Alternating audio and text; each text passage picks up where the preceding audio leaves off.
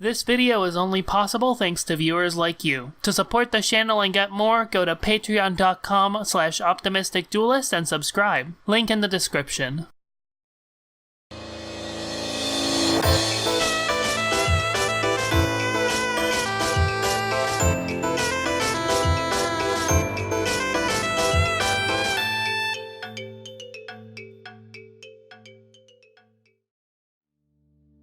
Homestuck is a highly symbolic story. A lot of its most important moments are carried out through visual imagery and implication instead of explicit text. And that's more important to understanding the resolution of its romantic arcs than anything else in the story, I think. That makes sense because Homestuck is a story profoundly concerned with remaining emotionally realistic, and the reality of Homestuck past the end of its canon is that the characters will live in a lot of different kinds of lives and realities depending on the decisions they make. And because of that fact, no matter how important two characters are to each other or how intensely they feel about each other, it can't be decisively said that they're going to be happy together for the rest of their lives or anything like that. That just isn't how this universe works, really. You can definitely say that they can grow and change as people and have the potential to do so, and because of that fact, definitely will in some timeline. But sometimes it's also true that people just don't work things out, or work things out in a way that don't involve them being together. In the reality of Paradox Space, all of those possibilities are simultaneously true. That's just the nature of the setting. Now, obviously, I'm kind of talking around the epilogue here, but let me be clear, I don't want to talk about that. This series is about Homestuck Explained, and that means that it is about the canon of the webcomic Homestuck. The epilogues are explicitly extra-canonical, and we're going to talk about them eventually, but not in this series with any real depth. I'm working on another video more specifically about them. I'm only mentioning them here right now because this video is about the positive manifestations of Jake's feelings for Dirk.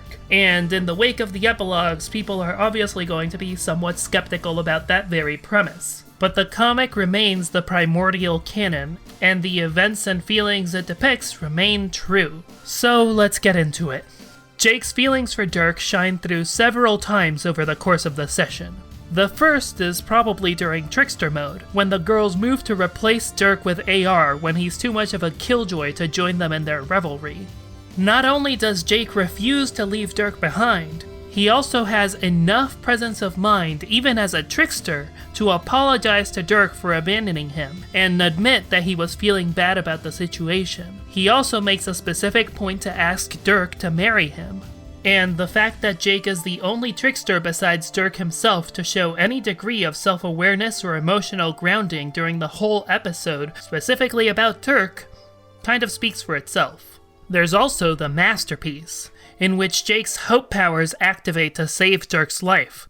This is interesting because it tells us what's required for Jake to unlock his hope powers naturally. Jake has to connect to and embrace rage, the complementary aspect he's been avoiding his whole life. It's only when Jake actually processes his fear of losing Dirk and his anger at Caliborn that he's able to face reality head-on and confront it, overpowering it with the force of his beliefs. The most interesting example to me, though, is the Game Over timeline, where Arania forcibly unlocks Jake's hope powers, and the hope field Jake generates immediately destroys a huge chunk of Dirk's and even overwhelms Jade's green sun powers, said to be the best powers. He also starts summoning angels that look like winged serpents. These angels prove to be an ill omen. Solux says that Paradox Space, in other words, Abraxas made manifest, uses angels to usher in the end, meaning that this is when the session is first marked as doomed. Since the angels are another inscrutable eldritch force Jake lacks control over, we can jot them down as another likely example of a witch's familiar. These more directly tied to Jake's hope aspect, where AR is at least as much a manifestation of Dirk's heart powers. Just as complex but far more heroic is Brain Ghost Dirk, who Jake summons to save him and stop Arania. There's a couple of interesting things to consider about Brain Ghost Dirk's appearance here. Brain Ghost Dirk shows up calling himself Jake's boyfriend, but this is after Dirk breaks up with Jake in the Trickster mode sequence. And Alpha Dirk is currently out in the void with no clue what's going on. He's desperate to gather intel to the point that he asks AR what's happening, So if he could be aware of or contact Brain Ghost Dirk at that moment through heart powers, he would have. From this we can deduce that this is Jake projecting his desires and feelings for Dirk in an idealized way, not anything that Dirk himself actually thinks. The lines, "My name is Brain Ghost Dirk, you kissed my boyfriend, prepare to die," are also a quote referencing The Princess Bride, a romantic comedy adventure movie that's much more Jake's jam than Dirk's. But it's also a movie with a lot of relevance to Dirk and Jake's romantic relationship and Jake's role in the plot. The Princess Bride stars the romance between Wesley and Buttercup, childhood friends who eventually fall in love, which Buttercup only realizes after noticing that Wesley meets her every desire with the phrase, "as you wish," fulfilling them for her flawlessly. The lovers find themselves torn apart though, and Buttercup's faith in their love is put to the test again and again. Eventually, she finds herself elevated to royalty, and threatened with a forced marriage from an aggressive suitor. Jake, like Buttercup, spends his entire arc struggling with believing in Dirk, or any of his friends enough to confront them, and ends up forced into a royal position and threatened with arranged marriage too. Now, however challenging, Wesley ultimately prevails over all odds and proves love to Buttercup. And in this section, Dirk is doing the same for Jake, protecting him from the forces trying to control him. Those forces are a woman trying to use Jake for procreation in Jane, and Arania, who is identified with Neytiri and so represents Jake's movie-influenced heteronormative fantasies. In other words, Dirk is a gay dude protecting his bi-best friend from the forces of heteronormativity trying to control him for their own purposes, trying to re-establish circumstances where Jake feels safe and comfortable. Here, Brain Ghost Dirk is playing out the most positive version of Dirk's potential, living out his fantasy of being a knight like Dave by serving Jake's needs, enabling his magic, and encouraging him to take control of it, much like various versions of Dave do for Jade. This also proves fairly definitively that Alpha Dirk's gift of the Brobot cemented Dirk in Jake's mind as a reliable figure of safety and protection, as he implies when he tells Crocketeer Jane that he wants to return to his former life of simplicity where all he had to worry about was the feisty Brobot. If you think to contrast Jake's life before and after the Brobot, this is actually already pretty obvious. Before the Brobot, Jake didn't even feel like he could go outside, and after, the monsters that so scared him before don't even seem to qualify as a factor.